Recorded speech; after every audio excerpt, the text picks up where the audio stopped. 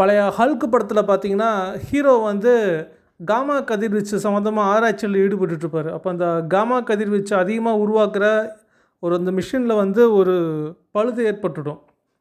அது ஒரு பெரிய வெடி விபத்தாயிரும், சேதமாயிரும். ஆனால் ஹீரோவுக்கு மட்டும் எதுவுமே ஆகாது. மாறா அவருக்கு ஒரு சூப்பர் ஹீரோ பவர் கிடந்துடும். இது வந்து நிஜமாக நடந்தால் எப்படி இருக்கும்?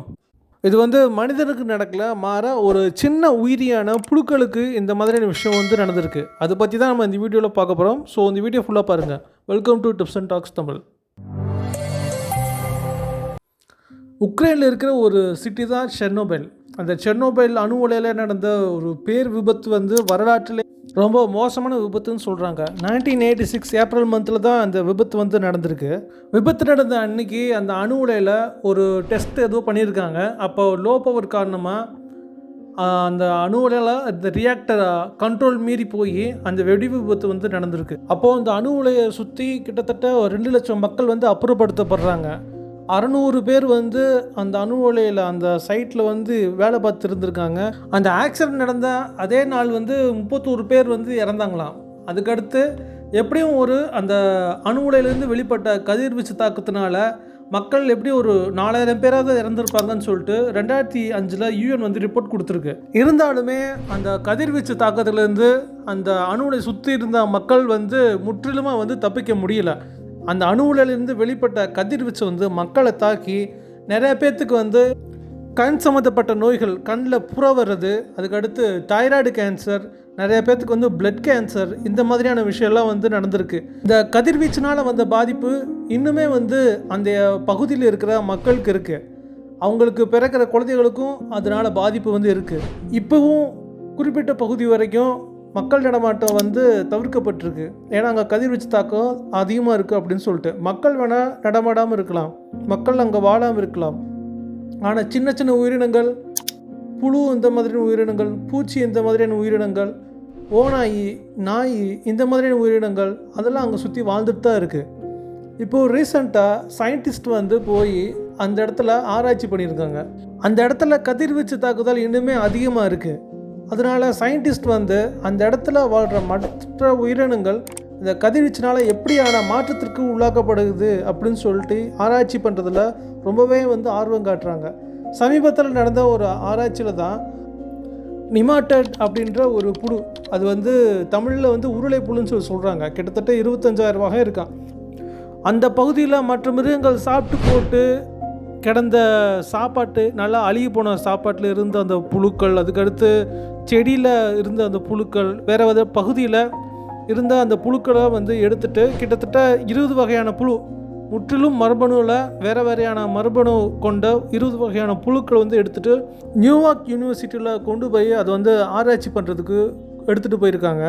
அங்கே போய் இந்த புழுக்களெல்லாம் வந்து வேறு வேறு கதிர்வீச்சுக்கு சோதனைக்கு உட்படுத்துகிறாங்க. அதாவது ரொம்ப கம்மியான அளவு கதிர்வீச்சு தாக்கத்துக்கு உட்படுத்துகிறாங்க. அதுக்கடுத்து கொஞ்சம் கொஞ்சமாக அதோட அளவீடு வந்து அதிகமாகிட்டே போய் ஹை ரேஞ்சில் கதிர்வீச்சை அந்த புழு மேலே செலுத்துகிறாங்க. இதில் ரொம்ப நம்ப முடியாத அளவுக்கு ரிசல்ட் வந்து அவங்க ஆராய்ச்சியாளர்கள் பார்க்குறாங்க. என்ன ஆகுது அப்படின்னா, அந்த புழுக்கள் எப்படிப்பட்ட ரேடியேஷனையுமே வந்து அந்த தாங்கக்கூடிய சக்தி அந்த புழுக்களுக்கு வந்து இருக்குது. இது மூலமாக எந்த ஒரு இடத்துலையுமே வந்து வாழ்கிறதுக்கான தகுதி அந்த புழுக்களுக்கு வந்து இப்போ வந்திருக்கான். லோ ரேஞ்சான கதிர்வீச்சு அப்படின்னா இங்கே நடைமுறை வாழ்க்கையில் மக்களுக்கு வந்து சராசரியான எப்படி சும்மா சாதாரணமான வகையில் கதிர்வீச்சு தாக்குதலுக்குள்ளாவாங்களோ அந்த அளவு கொடுத்துட்டு பூமியை விட்டு வெளியில் விண்வெளியில் அதிகப்படியான இருக்கிற அந்த கதிர்வீச்சு ரேஞ்சுக்கு இந்த புழுக்கள் வந்து உட்படுத்தப்படுது. இது எல்லாத்தையுமே தாங்குற அளவுக்கு அந்த புழுக்கு இப்போ சக்தி இருக்கான். அது மட்டும் இல்லாமல் ரொம்ப அதிகப்படியான பரிணாம வளர்ச்சி ரொம்ப சீக்கிரமாக வந்து இந்த புழுக்கள் வந்து அடைஞ்சிருக்கான். இதே இனத்தை சேர்ந்த உலகத்தில் மற்ற இடத்துல இருக்கிற புழுக்கள் வந்து இப்போ தான் ஆரம்பிச்சிருக்கு அப்படின்னா இது வந்து பல மடங்கு வேகமாக வளர்ச்சி அடைதான். இந்த புழுக்களுக்கு மட்டும்தான் இந்த மாதிரியான ஒரு சூப்பர் பவர் வந்திருக்கா அப்படின்னு சொல்லி பார்த்தா இந்த இதுக்கு மட்டும் கிடையாதாம்மா. அங்கே இருக்கிற ஓநாய்க்கும் இதே மாதிரியான ஒரு தன்மை வந்திருக்கு. எந்த மாதிரினா, பிரின்ஸ்டன் யூனிவர்சிட்டியை சேர்ந்த காரலவ் அப்படின்ற ஒரு பயாலஜிஸ்ட் அவங்க ஓநாய் பற்றி ஆராய்ச்சி பண்ணுறாங்க. அதாவது பருவநிலைகள் மாற்றம் காரணமாக எப்படி இந்த ஓநாய் மாதிரியான உயிரினங்கள்லாம் வந்து தங்களை பாதுகாத்துக்குது அப்படின்னு சொல்லி தான் அந்த ஆராய்ச்சியை வந்து அவங்க பண்ணுறாங்க.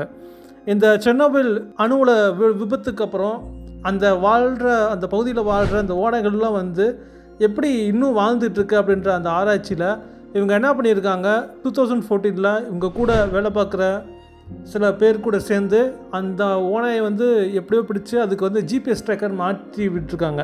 அந்த ஓநாய் வந்து எங்கே போகுது, ஒவ்வொரு நாளும் அந்த ஓநாய்க்கு வந்து எவ்வளவு கதிர்வீச்சு தாக்குதல் வந்து ஏற்படுது அப்படின்னு சொல்லி அதை ஆராய்ச்சி பண்ணுறதுக்கு வந்து பார்த்துட்டு இருந்திருக்காங்க. அந்த ஓநாய்கள் வந்து சராசரியாக ஒரு மனிதனுக்கு அனுமதிக்கப்பட்ட அளவை விட 6 மடங்கு அதிகமான அளவு கதிர்வீச்சு பரவல் இருக்கிற ஏரியாவில் தான் வந்து ஒவ்வொரு நாளுமே வந்து வாழ்ந்துட்டு இருந்திருக்கு. அந்த ஓநாயோட ரத்த மாதிரிலாம் எடுத்துகிட்டு வந்து டெஸ்ட் பண்ணி பார்த்துருக்காங்க. அந்த ரத்த டிஎன்ஏல வந்து இந்த கதிர்வீச்சினால் எந்த மாதிரியான மாற்றங்கள் ஏற்படுது அப்படின்றத வந்து பார்த்துட்டு இருந்திருக்காங்க. வர ஏப்ரல் மாதத்தில் அந்த விபத்து நடந்து 40 வருஷம் ஆகுது. ஆரம்பத்தில் அந்த வெடி விபத்து நடந்திருக்கும்போது கண்டிப்பாக அதோட தாக்கம் எல்லா உயிரினங்களுக்குமே இருக்கும். நிறைய உயிரினங்கள் வந்து அழிஞ்சிருக்கும். ஆனால் இந்த 40 வருஷத்தில் இந்த ஓநாயோட இனம் கொஞ்சம் கொஞ்சமாக பெருகி அப்படியே வர இப்போ இருக்கிற அந்த ஓநாய்களுக்கெலாம் வந்து பார்த்திங்கன்னா கேன்சரை முற்றிலுமாக எதிர்க்கிற கேன்சர் செல்ஸை அழிக்கிற அந்த நோய் எதிர்ப்பு சக்தி வந்து அந்த ஓநாய்களோட உடம்புல வந்து இப்போ இருக்கான். ஆரம்பத்துலேருந்து கொஞ்சம் கொஞ்சமாக அந்த டிஎன்ஏல மாற்றத்திற்கு உள்ளாகி இப்போது கேன்சரவே வந்து முற்றிலுமாக எதிர்க்கிற அந்த தன்மை வந்து இந்த ஓநாய்களுக்கு வந்து இப்போ வந்திருக்கு. ஸோ இதை வச்சு டிஎன்ஏல கொஞ்சம் மாற்றத்திற்கு உட்படுத்துறது மூலமாக கேன்சரை வந்து எப்படி குணப்படுத்தலாம் அப்படின்னு இதிலிருந்து நம்ம தெரிஞ்சுக்க முடியும்னு சொல்லி சொல்கிறாங்க. கொஞ்ச நாளைக்கு முன்னாடி ரஷ்ய அதிபர் புதின் வந்து நாங்கள் கேன்சரை குணப்படுத்துகிற ஆராய்ச்சியில் நல்லா முன்னேற்றம் அடைஞ்சிட்டோம், கிட்டத்தட்ட அந்த தீர்வை வந்து நாங்கள் கண்டுபிடிச்சிட்டோம், கூடிய சீக்கிரத்தில் நாங்கள் வெளியிடுவோம் அப்படின்னு சொல்லியிருந்தார். ஒருவேளை இது சம்மந்தமாக தான் சொல்லியிருக்கிறோம் என்னவோ. இதே மாதிரி இன்னும் நிறையா இன்ட்ரெஸ்டிங்கான வீடியோஸ் பார்க்கணும் அப்படின்னா tips and tricks Tamil YouTube சேனலை சப்ஸ்கிரைப் பண்ணுங்கள். உங்களுக்கு இந்த வீடியோ பிடிச்சிருந்துச்சு அப்படின்னாலோ, உங்களுக்கு இந்த வீடியோவில் சொன்ன இன்ஃபர்மேஷன் வந்து யூஸ்ஃபுல்லாக இருந்துச்சு அப்படின்னாலோ லைக் பண்ணுங்கள், உங்கள் ஃப்ரெண்ட்ஸ்க்கும் ஷேர் பண்ணுங்கள்.